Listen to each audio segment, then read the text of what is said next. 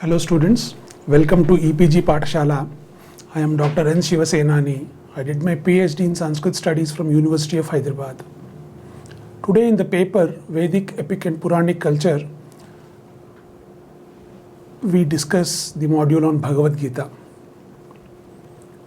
The objective is to understand the context and contents of Bhagavad-Gita, spend some time about the key message of Gita, and then also examine the importance of Bhagavad-Gita.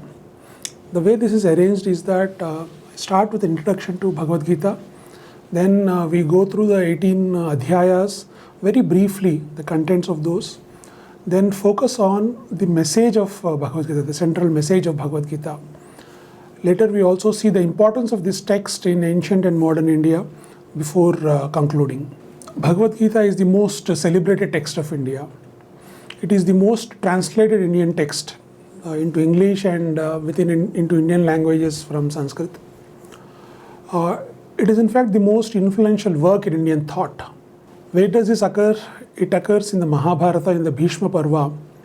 As the war is about to start, Arjuna looks at his brothers, teachers, elders, relatives and friends in the opposing army, and then he starts getting doubts about war. Is he supposed to kill all his relatives and friends for the sake of kingdom? What will happen to the Kshatriya Varna if all the Kshatriyas get killed in the war? Because all the major Kshatriyas of that time were ranged on both sides. Arjuna does not want to fight. Then on the battlefield, Krishna teaches him Bhagavad Gita. In fact, after listening to that, Arjuna resumes the fight. This is the context. The first chapter and the first 10 verses of the second chapter, in fact, give Arjuna's view. So a part of what I'm saying right now is a part of Bhagavad Gita as well. The message of Lord Sri Krishna starts from the 11th shloka of second chapter proper. But this is the context of Bhagavad Gita, this is the consequence of Bhagavad Gita. The context bears repetition. Arjuna, a warrior, does not want to fight because he is confused whether his duty is the right thing to do.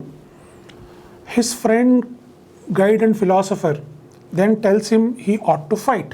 He resumes fighting. So this always needs to be kept in mind. Bhagavad Gita is not it is not removed from a context. It is in a very particular context of a person discharging his duty, getting doubts about it, and then being counseled to actually go and discharge the duty, even if there are certain unpalatable side effects of that. Now, what are the contents of Bhagavad Gita? It is divided into 18 chapters called adhyayas. It's about 700 shlokas long. In fact, the Mahabharata itself describes it as having 745 shlokas. But the oldest version of Gita that we have, the version commented upon by Shankaracharya, has 700 and in some reckonings 701 shlokas. It is divided into 3 groups of 6 chapters each called the Karma Shatkam, Bhakti Shatkam and the Jnana Shatkam. That means in each of these groups of 6, initially karma is explained, then bhakti, and then the Jnana Marga is explicated. Let us start with the contents of Bhagavad Gita, starting with Karmashtakam, that is the 6 chapters dealing with karma. The first chapter is called Arjuna Vishada Yoga. It describes the sorrow of Arjuna, which we already explained in the introduction. The second chapter is called the Sankhya Yoga. Sankhya here means knowledge. It explains the form of the universal soul, how Kshatriya Dharma requires that war be waged, and how it also explains the Nishkama Karma Marga and qualities of a Sthita Prajna. In fact, it touches upon most aspects that will be later elaborated in the other chapters. The third chapter is the Karma Yoga. Arjuna asks as to which of Jnana or Karma is better. Krishna explains Karma Marga of doing karmas without involvement, love or hatred, the necessity of performing karmas like yajnas, and the devices to overcome the Arishad Varga, the 6 internal enemies of Kama, Krodha, Lobha, Mada, Matsarya, etc. The fourth chapter is called Jnana Yoga. It starts with a description of Bhagavan, followed by details of Nishkama Karma Marga. Then the superiority of Jnana Yajna and the greatness of Jnana is described. I draw your attention to the contents of chapters 3 and 4. One talks about karma, another talks about jnana. There's a specific question of Arjuna as to which is better. And then Krishna teaches both. It does not stop here. In the next chapter, we come to the karma sannyasa yoga. Sannyasa means giving up in this context, that is giving up karma. It starts the difference between doing karma and giving up karma and establishes that what is to be given up is the expectation of result. Again, this has a question by Arjuna.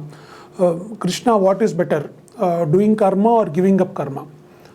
And then Krishna is effectively saying they are not very different, because when he says give up karma, he's not teaching us to give up karma as such, but only the expectation of results from karma. Karma means action. The sixth one is called Atma Sannyasa Yoga. This describes the Dhyana Yoga. This is intentionally personal for a sadhaka, and even today many people find a lot of solace in the advice in the 6th chapter on Dhyana Yoga. It is about meditating upon the God. In the Bhakti Shatkam, all this is called Karma Shatkam, the earlier 6, because though Jnana and Karma Sannyas are also spoken about, the message is that karma must be done without expectation of result from karma. In the next 6 chapters called Bhakti Shatkam, we start with Vijnana Yoga, which describes the nature, greatness and experience of Paramatma, who is to be meditated upon. This is the knowledge that is given in this particular chapter. The 8th chapter is the Akshara Parabrahma Yoga, where worship of Pranava, where description of creation and destruction is given, Bhagavan's form is given, and the paths followed after death, and the greatness of yogis. These are the topics covered in the Akshara Parabrahma Yoga. The 9th chapter is the Rajavidya Rajaguhya Yoga, which teaches Brahma Vidya. In fact, Krishna tells Arjuna, I'm going to teach you Brahma Vidya. And the rest of the chapter is about the greatness of Krishna, his omnipotence, omnipresence, omniscience, and the way to reach him. So we should understand that the Brahma Jnana taught here is that God is infinite. The next chapter is the Vibhuti Yoga, where it praises the Bhakti Yoga and describes the Vibhuti. What is Vibhuti? Vibhuti is normally explained in Sanskrit as Aishwarya. Aishwarya is the sense of being Ishvara, the Lord. That means Aishwarya is, in this sense, lordship over all, or the greatness. Therefore, in the Vibhuti Yoga, we understand the lordship of God over everything. There are about 70 odd examples where Lord tells he is the best amongst those. This then gives the greatness of Bhagavan Shri Krishna in great detail. The 11th chapter is the Vishwarupa Sandarshana Yoga. Having said that he is the best among everybody, in this yoga, Bhagavan shows his full form upon Arjuna's request, where he is seen as the entire universe itself. And then we also have preaching of duty by God in this form and withdrawal of this Vishwarupa, which cannot be tolerated by ordinary mortals. The 12th chapter is the Bhakti Yoga, which describes the form of bhakti, devotion, properties of a devotee, and different spiritual devices.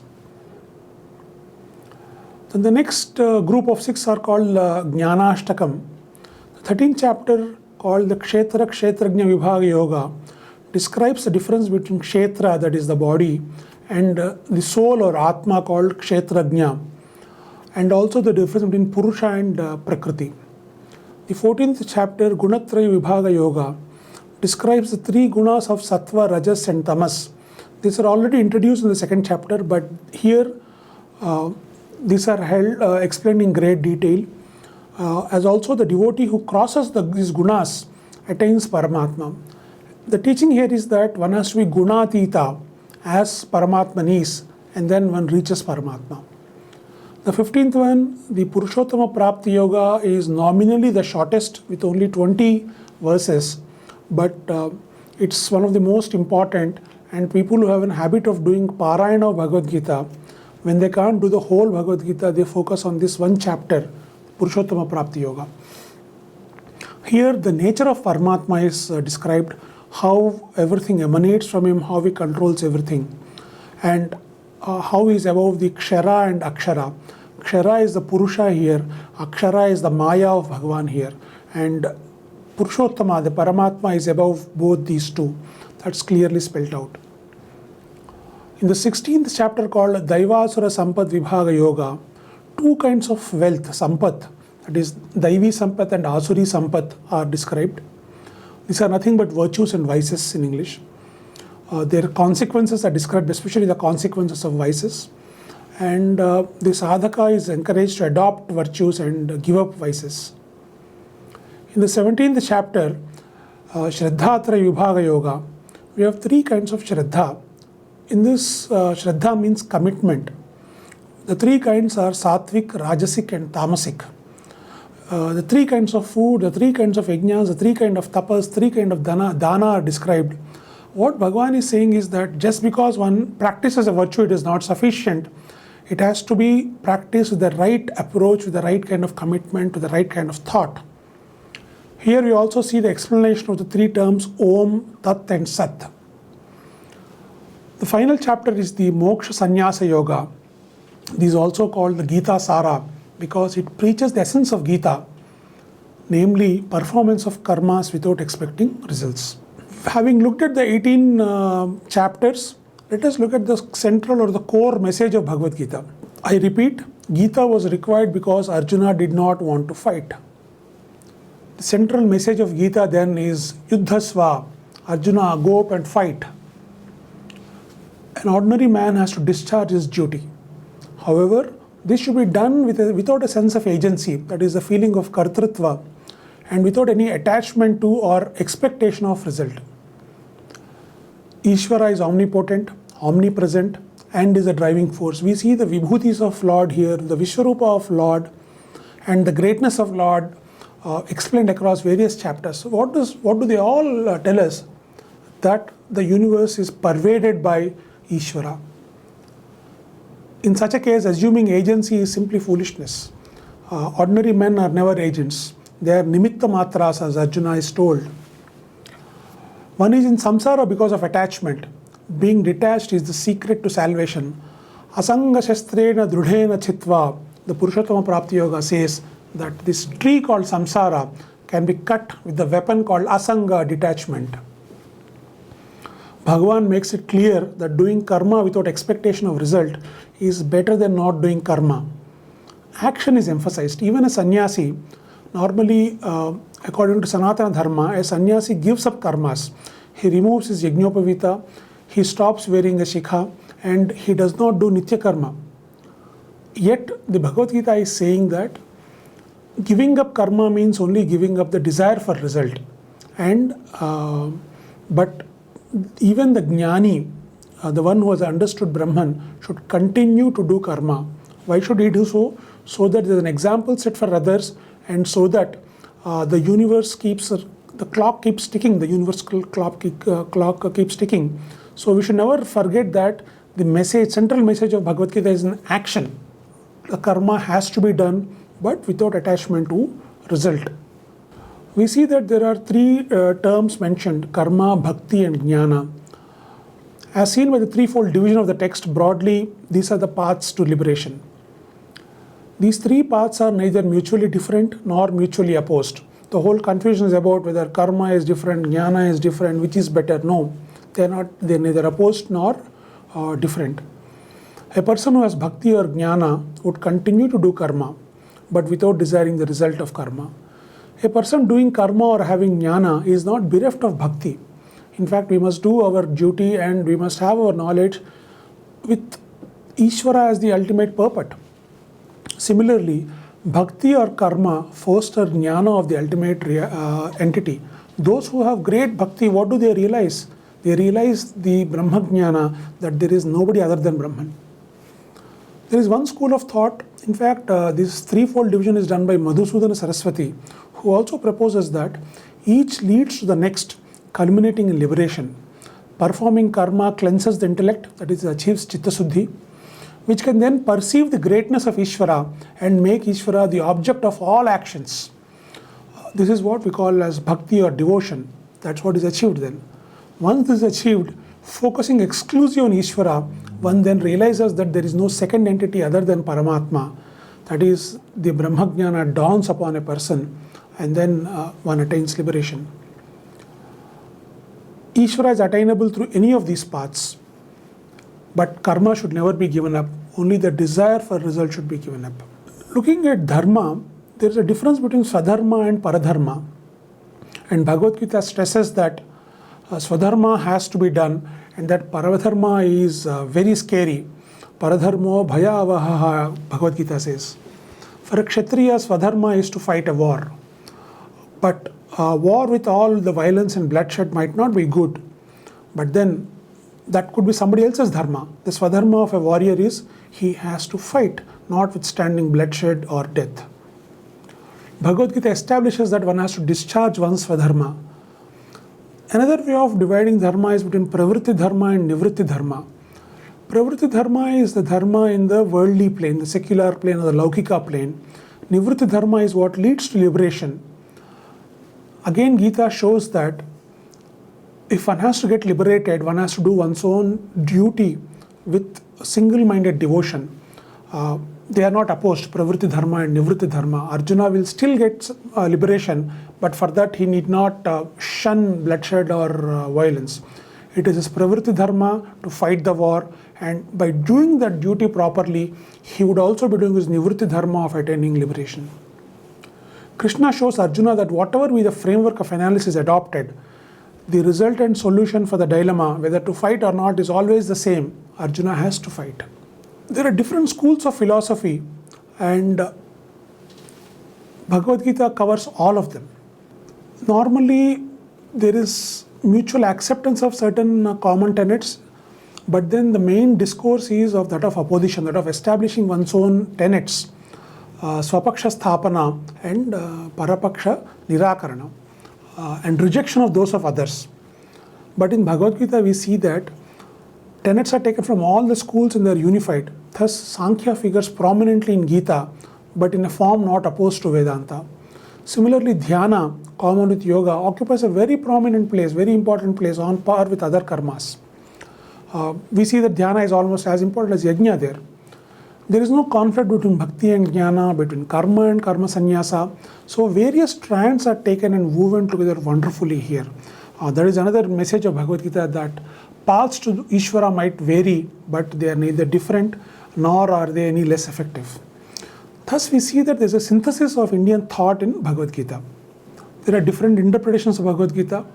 Traditionally, there have the following are the interpretations: that of Advaita by Shankaracharya, Dvaita Advaita by Bhaskaracharya, as per Trika Siddhanta by Abhinav Gupta, then by Ramanujacharya following Visishta Advaita, and by Madhvacharya following Dvaita. There are other philosophers who've commented upon Bhagavad Gita, but I've mentioned the main 5 here in the chronological order. Each one of them has a completely different interpretation. The text is exactly the same. That is the reality. There are scores of modern interpretations by modern scholars, philosophers and leaders. In all this, what we need to see is that there is apparent conflict between various chapters, but the traditional commentators achieve what is known as ekavakyata, that is unity of meaning of the entire text. Amongst the later translations, quite often this is lost, because it is difficult to combine the different strands of Gita into one whole and offer a literal translation. Often a literal translation will not achieve this unity of meaning, because each chapter will appeal to us, but then to resolve the conflict, often we need the help of a guru or the writings of a guru who has meditated upon this, who has learned from his own teachers. Having looked at the message of Gita, let us look at the importance of Bhagavad Gita. It is called the Upanishad Sara. It is the part of Prasthanatraya. It is in fact the most influential text of Indian philosophy and an essential text to connect to the public. Each of these things we'll examine in some detail going forward. Bhagavad Gita is called the Upanishad Sara because it contains the essence of Upanishads, which themselves are a sort of essence of the Vedas regarding the ultimate entity called Brahman or Parabrahman or Paramatman. There is a difference though. Upanishads are abstract and suggestive, whereas the Gita is explicit about the omniscience, omnipotence and presence of Ishvara and portrays with graphic detail. Anybody who has read the Upanishads will find them dry. It is difficult to be hooked onto it, but Bhagavad Gita is very different that way. The abstractness of Upanishads is replaced by a firm relation to the present. The Kauravas and heroes on Pandavas are actually seen by Arjuna as entering the Paramatman like so many moths falling into fire and dying. Therefore, when Upanishads say that Brahman is the destination of all jivas, it is abstract. But here in Bhagavad Gita, it's a very graphic portrayal where Arjuna is seen as, Arjuna is shown how all jivas fly into the fiery mouth of Bhagavan and die there. In an age where the Vedas were not easily accessible, the secret and essence of this was presented to the layman in Bhagavad Gita. That is why it is called the Upanishad Sara. It is also part of the three texts called Prasthanatraya. These are the three main texts of Vedanta, the most prominent system of Indian philosophy. The three main texts are Vedas, but mainly the Upanishads. In fact, we can say only Upanishads. Occasionally Vedas are quoted, but Upanishads are the basis for Vedanta. The second text is the Vedanta Sutras or Brahma Sutras or Sharirika Sutras. The third text is the Bhagavad Gita. Vedas contain the base material, the basis on which Vedanta tenets stand. The Vedanta Sutras or Brahma Sutras are a critical exegesis of the Upanishads with focus on about 2000 sentences from the Upanishads. Brahma Sutras are a sort of critical discussion as to what each sentence of Vedanta would mean. Elaboration is there, argumentation is there. Then Bhagavad Gita is the practical aspect of this philosophy, the application of all this knowledge. What do we see here? There's a dilemma or confusion for Arjuna. This is common to everybody in their own spheres. Now, a wise person, knowledgeable person is asked for advice, who then brings all this knowledge to bear upon the present situation and suggests a course of action. This is what Gita provides. The Prasthanatraya traditional order of study was first the Vedas were studied, within that Upanishads, followed by the Brahma Sutras, and finally Bhagavad Gita was studied. This was the order. And the relative places of each of these three texts is that Vedas are Apaurusheya, the source of all dharma, the ultimate. Whereas Brahma Sutras are written by Badarayana, who was so knowledgeable that he could divide the Vedas, who wrote the Mahabharata, who composed the Puranas. Against that, he himself is an avatar of Bhagavan. Bhagavad Gita is the direct word of God. So each of these three are very, very important. Within that, Veda is the highest authority. Bhagavad Gita is treated as a Smriti, slightly lesser in importance than Veda. And then third comes Brahma Sutra in terms of importance. But in terms of material, it could be a different order. In this, the order of studies was Upanishads followed by Brahma Sutras, followed by Bhagavad Gita. It was thought that till one mastered the Upanishads and their complete content through a discussion in Brahma Sutras, one could not understand the full import of Bhagavad Gita because it's a practical situation. We cannot release a doctor to treat a patient till he finishes his studies. Similarly, a philosopher had to study Upanishads and get it examined through Vedanta Sutras and only then go to the world and do practical cure. But nowadays, for the last 100 years or so, the new institutions have reversed the order, or sometimes only Bhagavad Gita is the only text taught or studied. It has now become a sort of portal to the Upanishads and to the Vedanta Sutras, wherein certain segments of Bhagavad Gita are taken and the import is explained by reference to these old texts. So whatever be the order of study, these are the three pillars of Vedanta, Bhagavad Gita being one of the main three pillars.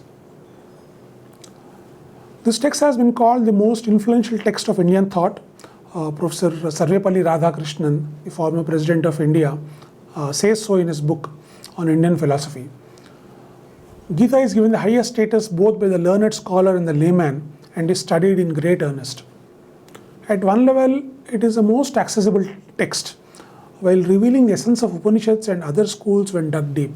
The more we read Bhagavad Gita, in fact, it's a common experience that people keep reading it multiple times and every new reading gives them a newer layer of meaning. that is the depth of this text. Yet, it is so accessible that one without any formal training can start straight away reading it.